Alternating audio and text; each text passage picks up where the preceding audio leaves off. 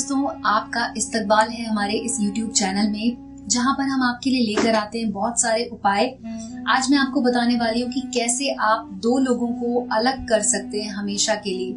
जी हाँ, अगर कोई भी शौहर या कोई भी बीवी परेशान है इस वजह से कि उनकी जिंदगी में कोई और आ गया है, शौहर और बीवी के बीच में किसी और ने आकर उनकी जिंदगी में बहुत ज्यादा तबाही मचा दी है, या फिर उनकी आपस में बार बार तकरार होती है, झगड़े होते हैं हमेशा, तो आप इस उपाय को कर सकते हैं। ये एक ऐसा अमल है जो कि 100% काम करता ही है।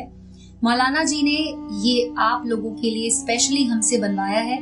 मौलाना जी का नंबर आपको वीडियो के नीचे मिल जाएगा। अगर आप मौलाना जी से डायरेक्ट बात करना चाहते हैं तो आप उस नंबर पे कॉल करके उनसे बात भी कर सकते हैं दोस्तों।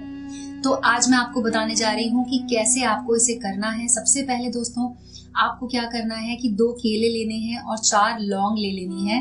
लौंग आप ध्यान रखिएगा कि इस तरह की लौंग होनी चाहिए जिसमें ऊपर फूल लगा होता है।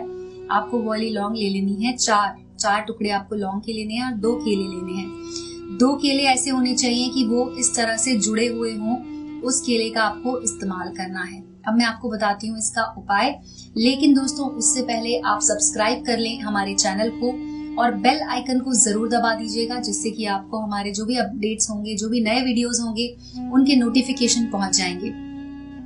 अब आपको क्या करना है दोस्तों कि आपको सबसे पहले एक केले पर लिखना है 786। पहले आपको केले के ऊपर काले पेन से लिख देना है 786 और उसके बाद आपको लिखना है नाम। जी हाँ, तो आप अपने शौहर का नाम लिखिए। अगर आपके शौहर की जिंदगी में कोई और औरत आ गई है तो आप अपने शौहर का नाम पहले वाले केले पर लिखिए।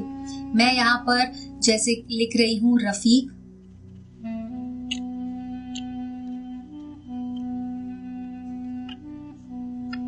और नीचे वाला जो केला है उसमें आपको लिखना है उस औरत का नाम जो औरत आपकी जिंदगी में दखल दे रही है, जिस औरत की वजह से आपकी जिंदगी बर्बाद हो रही है, उस औरत का नाम आपको दूसरे वाले केले पर लिख देना है।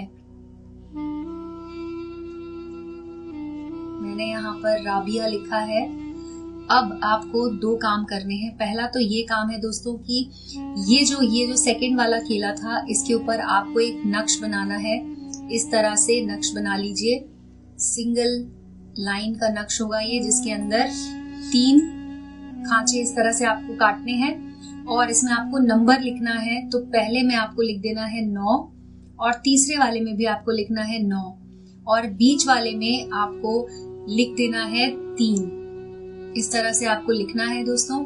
और उसके बाद अब आपको ये जो हमने लौंग ली थी, इसमें आपको लौंग को डालना होगा। तो सबसे पहले आपको जहां पर आपने उस महिला का, उस लड़की का नाम लिखा था, वहां पर उसके नाम के ठीक ऊपर ही आपको केले में लौंग इस तरह से डाल देनी है।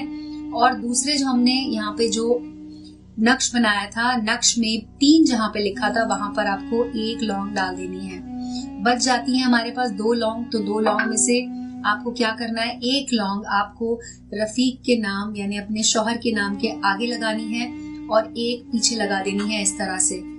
अब ये लगाने के बाद आपको दोस्तों क्या करना है, ये केले जो हमने जुड़े हुए लिए थे, इनको आपको बीच में से इस तरह से अलग कर देना है।